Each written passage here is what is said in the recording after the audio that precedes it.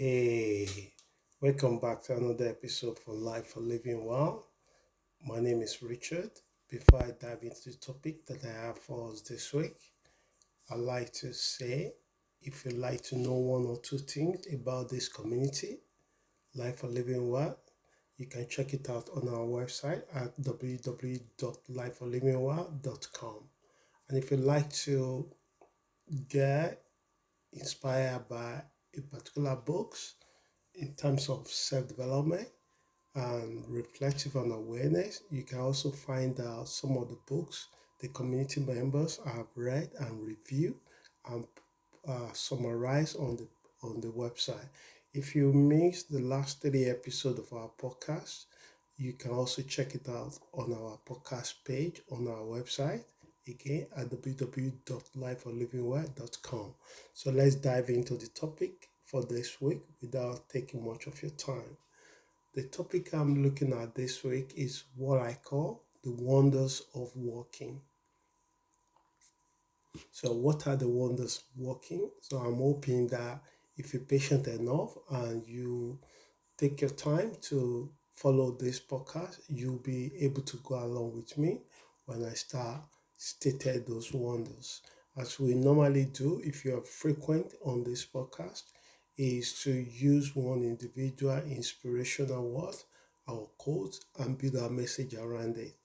For this particular message, I will be taking from Friedrich Nietzsche.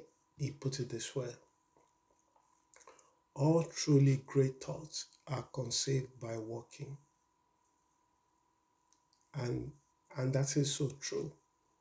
The majority of advancement innovation that we have in the world today, it pop up when you are not actually working on the same thing.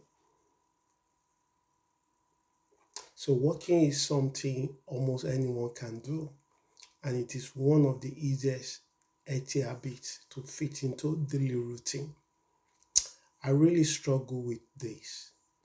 And the reason why I was struggle with it in the past is mostly because the way my mind was programmed, the environment that I was raised, the community that I spent a lot of my time. Working, you have to be as a form of transportation or have some end goals that you are going to see somebody or you have a catch up with someone or you walk into work or you walk into school. So that's where I see work as a functional thing. I never see work as indirectly linked into well-being and wellness. And it take years. It take years. It was a battle. It even create unnecessary conflict in my relationship at the time. Why one person want to go for walk, but they are not motivated to do it alone, and they are trying to drag someone that did not see the value of going to walk around without a purpose.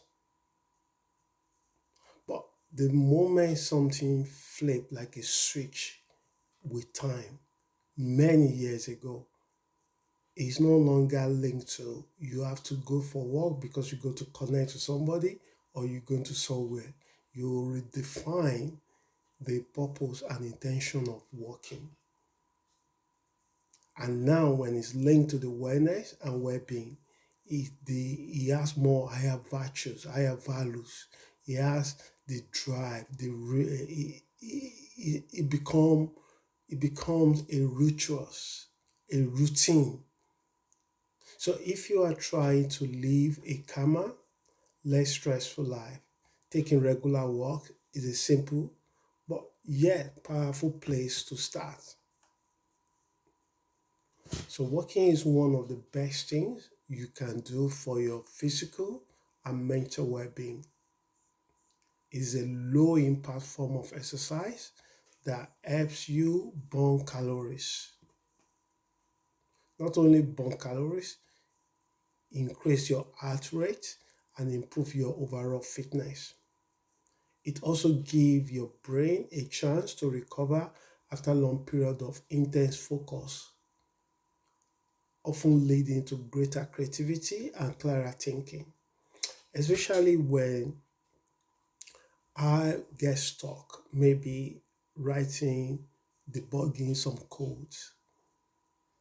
I find it very therapeutic for me when I take some time away from it and I just go for walk 30 minutes, 1 hour, 2 hours in nature. All kind of ideas, all kind of different way I can tackle the same problem begin to flow into my mind. The same thing when I'm having a shower. Every time I have the quiet time and I take myself away from the situation that I find myself stuck. As I said earlier about Friedrich Nietzsche quote famously said, all truly great thoughts are conceived by walking. There's a lot of truth in this. A walk through a scenic area can lower your stress level, calm your mind, and help you see things from a fresh perspective. So even in interpersonal relationships, when you are overreacting, go for a walk, calm you down. And when you are in a state of calm, you definitely will be able to make a better decision rather than making a decision from the stressful level or where you are reacting to things instead of response to it. So because of time, let's quickly look at the 5 benefits of walking every day. Number one, increase resilience. Taking a daily walk is one of the simplest ways to build resilience and reduce stress. Regular movement help you cope better with the pressures and challenges of everyday life. And that takes me to number two. You have time to think. And some of the things that we are losing these days is ability to think. We do not think we have the time to do it. Because the moment you wake up, your attention is already being hijacked by many things, most especially our phones, the notification, the funny YouTube videos, TikTok, and all kind of social or micro services that are out there, and also interpersonal relationships, children, friends, work, money worries, all kind of things. So when do you really have time to think? So when you are under pressure, stepping away from the problem is often more productive than forcing a solution.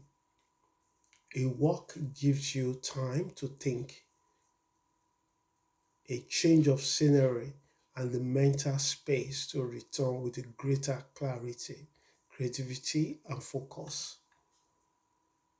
And that leads us to number three, better emotional management. Stress often puts us in a negative emotional state. One of the easiest way to break that cycle is to start moving.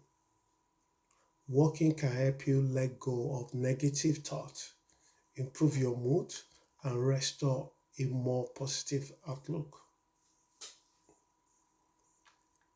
A fresh perspective, taking time out from a difficult task, can help you return with renewed energy and enthusiasm. A short walk often provides the mental reset needed to solve problems more quickly and work more effectively. So think about it. When you have a fresh perspective, it means you have another way of looking at the same problem. And it can only happen when you actually take yourself away from it and lost yourself in that moment where you are. And it will be like a switch light of a light. And then you say, wow, I've not thought of this. Oh, this is called, let me go and try this. Then it works. And that takes us to the number five, which is the last one that I put down.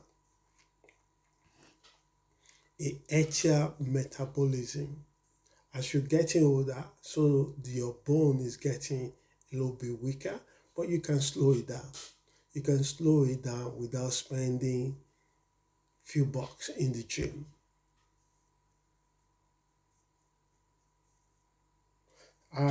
One of the things that I noticed when I travel to Japan and China, I will leave the hotel around 6 a.m. for walk because I prefer that particular time because it's quiet and you capture the city in its nakedness at that moment.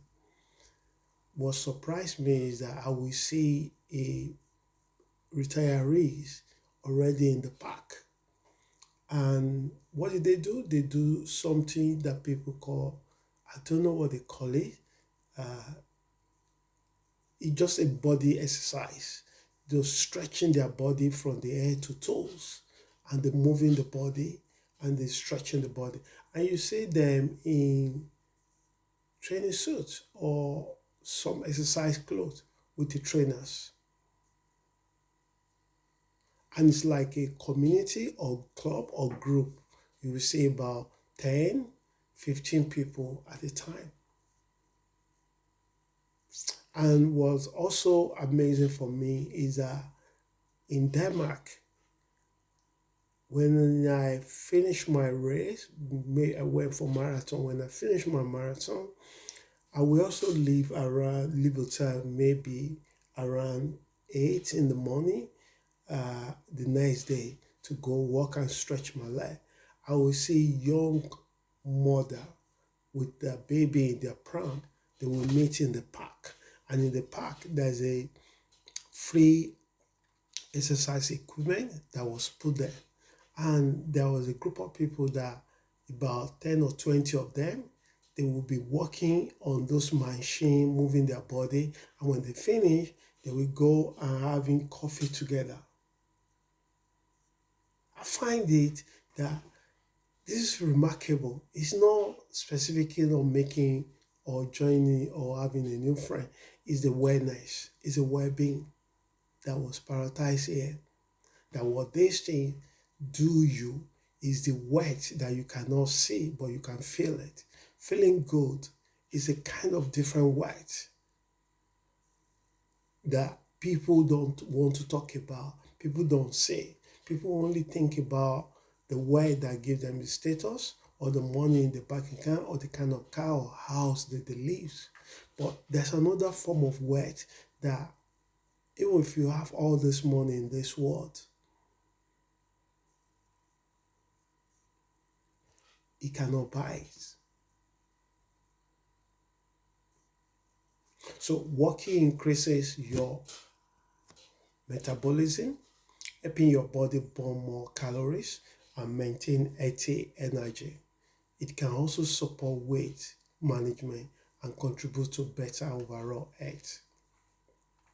So now, as I'm rounding up, I'd like to also give a suggestion and tips. If you're already doing this, great and well done, and share it with people in your cycle if you will help as well. And if you are not, if you hear it this first time and you are the kind of person that your mind is being programmed and you do not, especially particular group of people, particular race, it is a culture thing, it is a program thing, that it wasn't a culture of thinking in wellness and well-being. The same thing as reading.